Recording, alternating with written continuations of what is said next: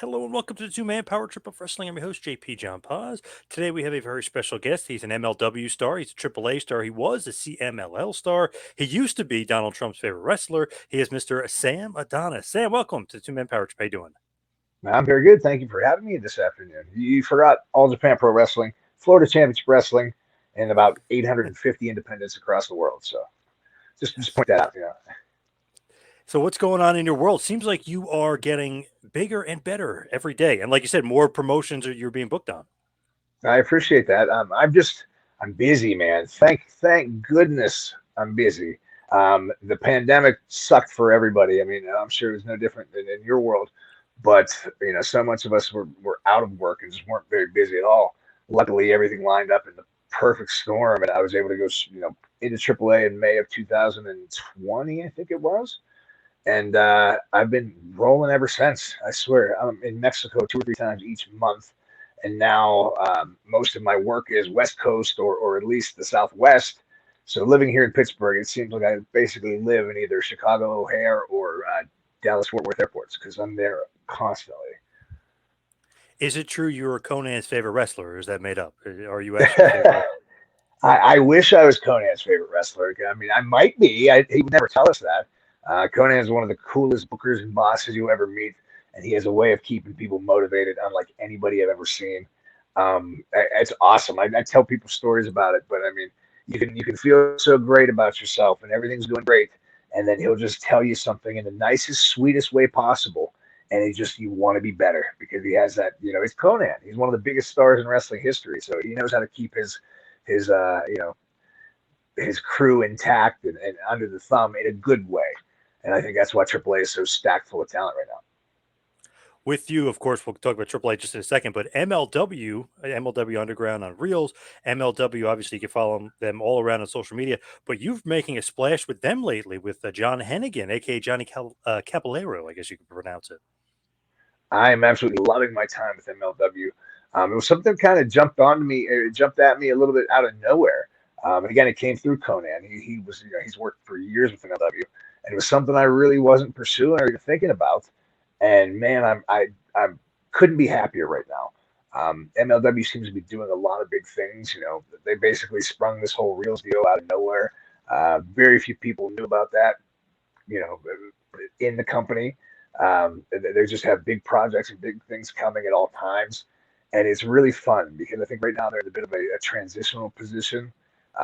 They don't quite have the identity they had 3 years ago, but that's almost in a good way because right now a lot of those guys went to AEW or WWE, and now they're kind of finding footing with a new TV network, 2 TV shows, and constantly rotating door of talent, and it's definitely something I'm proud to be part of. And of course, John Hennigan and Cesar Duran, they're bringing you in as like the hired gun, if you will. They're bringing you in as like the boss, if you will, the enforcer. It's fantastic. I mean, John Hennigan is John Hennigan. I mean, you really don't have to say too much about him. And I didn't really know too much about Cesar Duran before our time here with MLW, but I mean, he's been amazing to work with. He's just a total pro. I mean, just a pleasure to share a locker room with. And he's super talented. But he can go out there and wind a crowd up unlike anybody and just, nails it every night. It's really cool because our representing Lucha Azteca, it's or Azteca Lucha, Azteca Underground. I'm sorry. Yes. Yep. Um, it's cool because myself, Ty Valkyrie, and John Hennigan, we might be considered the 3 most authentic luchadors in Mexico or in MLW. As far as our time spent in AAA and across Mexico, it's kind of funny because we're able to get the fans a little bit extra wound up, knowing these 3 tall, blonde, Caucasian Americans are calling ourselves authentic luchadors from Mexico. It kind of gets some good Yep. tongue-in-cheek heat. That is great that they're bringing you in. And Cesar Duran, when Lucha Underground was going on, he used to steal the show when he used to watch that program. He was always, I don't know, something about him. He's a great actor, I guess, or his facial skills, whatever it is, he does a great job. He's like I said, he's unbelievable to work with. I think it kind of gives Lucha Underground didn't do too many touring events. They weren't a touring wrestling company, and I think so many people were so into that program that he kind of has this aura about him. It's the first time when I was a kid, I remember, seeing a lot of these guys for the first time. You'd see them on TV, and then you had to see them at the arena. There wasn't as many autograph signings. There wasn't their social media you could follow. You'd be mind blown. Oh my gosh, he's right there. And I think Cesar kind of has that right now. It's really cool. The TV tapings he's been at, the building kind of lights up because they have spent 4 or 5 seasons watching him on Lucha Underground, and now he's right there in front of them. And it's kind of, it gives a little bit of substance, especially to people here on the East Coast that have never been able to go to the Lucha Underground tapings. It kind of, has a special feeling to it. And I think that just makes him an asset to us. And, he makes MLW an asset to the wrestling fans. What's your plans with him and John Hennigan moving forward? I know teaming up coming up, but what's the plan? Yeah, global domination, of course. We just want to make sure that it's a good time for everybody at MLW. There's a lot going on. I really I want to make sure that I can make my mark in MLW. I've been wrestling. This will be 15 years. This is the beginning of my 16th year I've been wrestling, and I couldn't be more proud and excited about what I've done in my career. But I've never really done anything on American television. Most of my career has been either in Mexico or Europe or traveling shows, some time in Japan, but I've never had that spotlight on American TV. My goal is to be one of the guys people turn on MLW for. I want people to say, what is this wrestling? What is this on Tuesday night? Oh, MLW. And I need them to say, holy cow, who's that big blonde dude? Who's that? The guy who did the 450. I want people to know that we have some of the best talent on earth, and I want to be one of the reasons why they tune in. And I definitely see that as being possible, especially when there are people like Lindsay Dorado, you have Harry Smith. There's so many big stars, and I think I'll be able to lead that charge with guys like Morris, and I really have my eyes set on Hammerstone and Fatu. I think they're the two that I will match up with the best. And I think when all is said and done, people are going to be talking about that MLW a lot in the next couple of years. To me, Fatu, I don't even know why. Somehow he's like undervalued or underappreciated, underrated, whatever you want to say. Like people don't realize how great he is, but I think they're maybe starting to realize it now that the Reels is getting more popular, and maybe if they've seen it on YouTube or whatever. But I feel like Fatu kind of under the radar a little bit. I think I can only draw this correlation because I feel like in a way um, I've ran into some of the same issues. I think being a true independent can sometimes be a detriment to a wrestler now because there's so much wrestling out there that a lot of the fans don't know what they're looking for or what they like, so they fall back on what they know. And there might be 10 or 12 American independent companies that everybody's always checking out, seeing what's happening there. Whereas if it's not happening there, they might not see it. I myself have had 15 years bouncing from all company to company all over the place, and I'm proud of the fact that I've never stayed in one place too long. I've always been able to move forward and do something bigger and better. But just when somebody says, "Oh yeah, he's there, let's tune in," next thing you know, I'm out the door. I think Fatu has been the same. He's been everywhere, and he's the guy that goes all over this country and delivers. He's one of those guys that people come to see and tears the house down, but because he hasn't been a mainstay in a few of the top independent promotions and hasn't been featured as the guy, I think he kind of slipped through the cracks. I think that's something that right now is going to be awesome about MLW going forward because even Hammerstone, he has the same thing. I think there's guys there that have been kind of they have slipped through the cracks, and it feels like right now that MLW's refining their footing and coming out with some new guys, new talent, new stories, and I think the time is now for a lot of these guys to be seen as for as good as they are, and I think a lot of the next few years, people are going to be looking at us as almost as one of those a well kept secret. People are going to look at it and just say, "Man, yeah, these guys are good," and I think it's going to help us grow. Like MJF was a few years ago when he was with MLW. Now everybody knows MJF. Exactly, and I think that's kind of a good situation as a wrestler, as a performer. It's the best situation. I think right now there's so much money to be made, but there's only so many positions to be had. There's a lot of people that work their whole life for their big contract and their opportunity. Even when they get that contract and opportunity, it might not have been what they expected it to be. So now they might have to, they might not be as hot as they were when they were on the independents 2 years ago or 3 years ago. I think right now, given the quality of the product and what MLW is putting out, I think it's a really good place to kind of show your value as a performer. And I think MLW is going to continue to be a place where they're banging out the stars of the future because of the work atmosphere, because of the creativity and freedom they give the wrestlers. And at the end of the day, they have an eye for talent. They know who they want and what they're going to get out of them. So I don't know. I've definitely, for considering that it wasn't really a priority of mine and nothing, it's something I wasn't really looking forward to. I'm more than pleased with the way things are going for MLW and happy to be part of it. You're on a bit of a winning streak. You beat Calvin Tankman, Estrella, like a bunch of guys. So Hammerstone might not be that far out of your reach as far as getting a title shot against Hammer. Oh, I hope so. I've wrestled Hammerstone multiple times. I've done some stuff with him down in his neck of the woods. But he's 6'4", about 245, 50 pounds.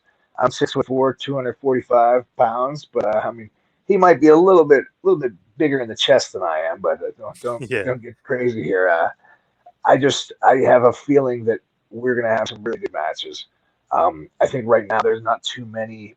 I hate to call it. I hate to use the term working heavyweights, but that's kind of the first thing that comes to mind. Just to go out there and keep a very fast pace and be able to go out there and give 20 minutes as hard as you can. There's not as many of those as there used to be, maybe 20 years ago. So I think between Hammerstone, myself, and Jacob Fatu, there's a lot of magic to be made. And I don't know. I just think it's going to be good coming up. I definitely think I could end up with a title here sooner than later, especially with Cesar. For sure. Why do you think that is with the heavyweights, though? Is it just like where do the heavyweights go? I mean, wrestling used to be filled with these guys. Where are they all? I think wrestling there used to be many more opportunities as a full time job. I think whenever, if there was territories and there was maybe multiple positions for somebody, there was incentive for an ex basketball player or an ex steel mill worker to come to the wrestling business. Whether you liked wrestling or not, you could make money at it due to your size because you're, a carnival attraction. You're something people want to see. Now, generally, 90% of the wrestlers are coming into it as fans because it's their hobby, because it's their passion, and they kind of look at the business differently than most of like a non-wrestling fan would. And you could look at guys like the Road Warriors, the one-man gang. But wrestling found them. Their mentality and how they apply their logic and how to make money is going to be different than somebody that's watched wrestling their entire life. I think that's kind of led to a lot of the wrestling, the changes in wrestling overall. Now wrestlers, it's a lot more people try to take care of themselves and try to do what they want to do because they like it instead of thinking outside the box and what's going to make them the most money. When you look at your career, MLW, even AAA, of course, you kind of look at yourself and you're like, wow, look, now he's starting to hit the main event. Now he's starting to win main events. Now he's in a main event with Psycho Clown and Vikingo and Ray Horus. I mean, climbing up that ladder in AAA, and the AAA MLW show that they had not that long ago. You were the main event in a 6-man with those guys. Pretty awesome. Right now, I mean, AAA is something that happened just kind of off the heels of COVID, and I just couldn't be happier. I don't think I didn't really plan on learning Spanish, but I think it's something that it's kind of I was blessed upon me, and I think that's definitely made my connection to Mexico has been stronger because of that.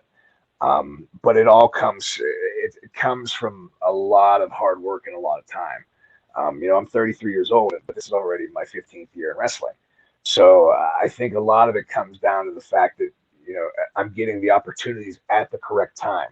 A lot of people get the opportunity either too early or too late, or they might have a certain level of success at one level, but then not know how to strive at another level.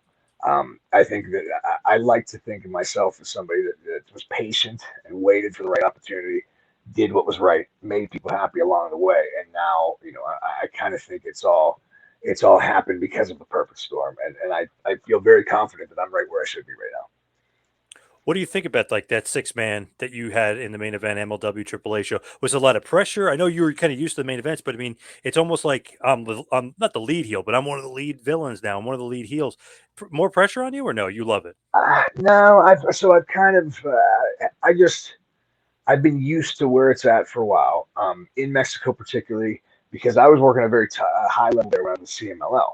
Yeah, for Even sure. in that day, wrestling Negro Casas in front of 10,000 people at Arena Mexico was a big deal. So I'm happy that it's happened to this. I'm happy that it's evolved to this point. AAA is definitely a completely different product than CMLL Arena Mexico was. It feels better though because you can feel the growth come along. When you're doing a AAA show, it's bigger production. There's fight TV. There's a lot more people watching around the world. I think it's just like anything. If you think too much about anything, you can psych yourself out and get really worked up. But at the end of the day, we work hard to get to this point, and I feel I'm used to it at this point, and I love it. I thrive on the energy. I love to piss people off and get everybody all wound up and just you know, make everybody go home, whether they're having a good time and they like me or they hate me. I want them to never forget the match they just saw. Well said. With Vikingo, I feel like watching him and watching even the Luchadors, I was a big WCW fan, watching them, Rey Mysterio, and like the influx of talent there is amazing. Then you see a guy like Vikingo, and it's like, my God, this guy is like that times three. It's like the stuff that he does is just insane. Have you ever seen a guy be able to do some of that stuff? I mean, there's so much talent in Mexico. The King is absolutely incredible. A lot of that has to do with just kind of the culture that is wrestling in Mexico. These guys, they kind of look at it differently, and it goes back to what I was saying about the incentive to be a wrestler here in Mexico. People know that can be a full time career. They know it's like when your kid is 8 years old and he's hitting an unnatural amount of home runs. You're probably not going to be thinking about, hey, what does my kid want to do? You're probably going to think, yeah, this kid might be a baseball player, and let's try to help him be a baseball player. Maybe he doesn't end up being a baseball player, but you're going to do everything you can to facilitate a career in baseball if that's what your kid wants to do.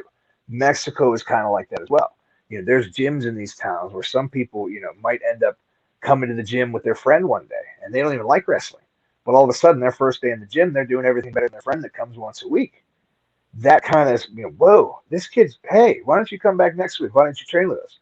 And this kid might not like wrestling at all. He knows, well, shit, I could be like Mystico. Mystico he's from a barrio. He's from a bad neighborhood. Look at him now. He's a superstar. I could change my family's life. I could be a rock star. That mentality, that kind of changes the outlook. And I think that's why in Mexico they do take such risks. They do amazing things, but they also put a lot more work in than most American wrestlers do because they have the facilities. They're constantly trying to get better because there's so much competition.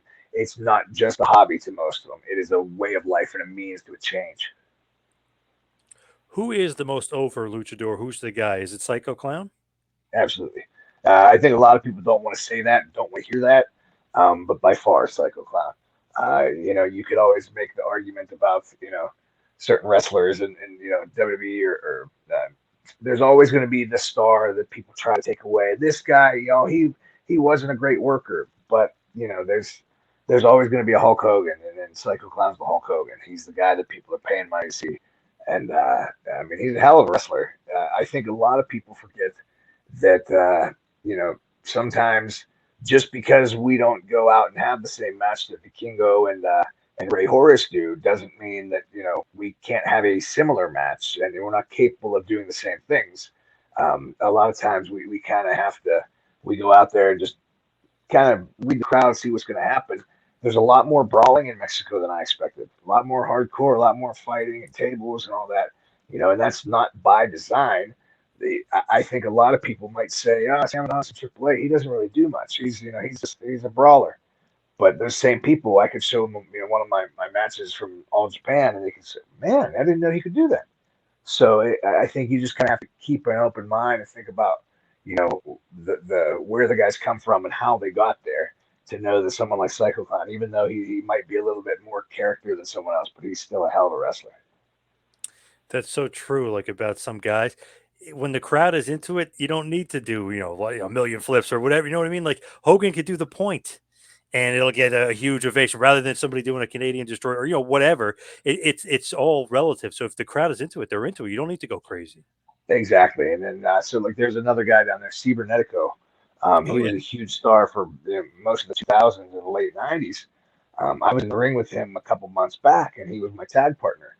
And there was about 12,000 people in this building in Guadalajara, and his music hit, and I instantly got chills. because it reminded me of when I was, about 9 or 10 years old at Pittsburgh's Mellon Arena, watching Stone Cold come out, and that's Yep. the only way you can explain it. And this guy, if you ask every single lucha fan in the United States, who's the best luchador ever, you know, I doubt any of them are going to say Cibernetico. But if you ask every Mexican who's the best luchador ever, at least 10% of them is going to say Cibernetico. So it's not necessarily about what everyone thinks it's about. It's just about being out there and knowing what you're capable of and being able to sell tickets and move the needle. It's funny, like ask somebody, like, oh, even states, hey, who's like your favorite current wrestler? They might not know. Hey, what about Hulk Hogan? Even though he's 70, it's like, what? Oh, of course, everyone knows Hogan. What about Andre the Giant? Oh, everybody knows Andre. It's Steve Austin. Oh yeah, of course, Steve Austin. Like, it's so funny. Everybody knows those names, those household names. You need those household names. You need Well, those exactly. guys. And I was always brought up in the idea of, as wrestlers, it's our job to get people interested and give people a reason to watch. But there's also, there's something for everybody. I think that's one thing that AAA does well. MLW does great. There's something for everybody on those shows. So, you got to keep it diversified. Generally, most common denominator is going to be a Hammerstone, somebody that looks like $1,000,000, does some cool stuff, but he just has that Hulk Hogan factor. Some people want to see Lince Dorado. Some people like Enzo and more. You don't know what it is, but it's our job to draw people in and to try to get get people interested in wrestling. I think that's something that's so funny about wrestling now. Everybody gatekeeps. Everybody wants their wrestling company to be their wrestling company. And if you don't like our company, then go away. We don't want you. That's not the way to be. I want everyone on the planet watching wrestling every night. I wish it was the way it was in the 80s where everybody knew and loved that stuff. So I think there's plenty of it to go around for all of us. And we can all have our piece of the pie. But I just think anything we can do to get more fans is better than just trying to keep the 200 fans we have at our local independent show thinking we're the best. So true. Like we were talking about before. We'll watch New Japan Pro Wrestling from 1984 or 1985. Like we want to see all the good stuff. Doesn't matter what it is. Or MLW in 2023. We want to see everything. Exactly. I just think there's so much out there. Right now is a good position to be in. As wrestlers, there's so many options. As fans, there's even more options. Um, I think right now it's very interesting. I think we're just in the beginning of I hate to say the word, any sort of competition or war, but right now we're in a wrestler's market because in the next couple of years, the one thing that never goes out of style is new, and there's always going to need new, no matter where it's at, whether it's WWE or AEW or Impact or MLW. New is always going to be draw people in and make people interested. So as a wrestler, all you have to do is stay ahead of that. Figure out what you want, how to get it, work hard, make yourself an asset to anybody. And I think, you will see in the next couple of years the bidding wars will start. There will be people out there that, where's he going? Is he going Impact? Is he going MLW? Oh, I heard he was going to New Japan. I think that's kind of just a stone's throw away, and it's going to be a good thing for pro wrestling in general. The best commodity in pro wrestling is the new talent and free agents. I mean that's the best commodity because this guy can go here, this guy can go there. New, it's fresh. That's definitely what it is. I mean, it's the key, the lifeblood of the business. Exactly. It's going to be good going forward. Right now, I'm happy with the way everything's going in MLW, and I would like everybody to come check it out if possible. Tuesday nights we're on REELZ. I think you got to check local listings. I don't think there's an actual a set channel for REELZ, but I mean, there's so much good going on. I don't know how many of your listeners watch MLW, but like I said, I mean, half the AEW roster that you see on Wednesday nights came from MLW 4 or 5 years ago. MJF, you had Joey Janela's, the Lucha Brothers, so much of these guys. And MLW now is just, finding their footing again. And I think we have a hell of a crew. We have a lot of guys that you might know. There's a lot of guys you don't know, but I think, between the production quality and what's coming out, I think a lot of people will be talking about MLW in the next couple months to come. For sure. Check out MLW Underground on REELZ. What I do simply, you talk into the remote, you say REELZ, REELZ pops up, or pops up my. It's the easiest thing in the world with TV nowadays. It's the most simple, the simplistic thing to find REELZ. It's very, very easy. But before we let you go, where can we find you on social media and everything else? I have my little hashtag or my handle here down my chin on the video. It's at Real Sam Adonis on Instagram and Twitter. It has all my dates. It has a lot of my my matches, a lot of my clips, a lot of pictures. My merchandise is available through DMs. So I invite anybody, please, if you've never seen me, come check it out. I promise you won't be disappointed. One thing I've always taken pride in is I'm one of these guys you kind of have to see live. There's so many people that are, there's guys that you see a video of and they're incredible, but there's other guys that you kind of have to be in the room to experience. And I look at that like a good rock and roll show. Some guys, some bands you just have to see live, and that's always been my bread and butter. So if you can ever see Sam Adonis in a town near you, please come. Please keep supporting everything around you. Support your local promotions. Support WWE, AEW. Make wrestling hot. Everybody take care of it. And I think there's a lot of guys that we see in a lot of different places in the next couple of years to come. All right, Sam, thank you so much for all the time. Appreciate it. Thanks, John. You have a good night, bud.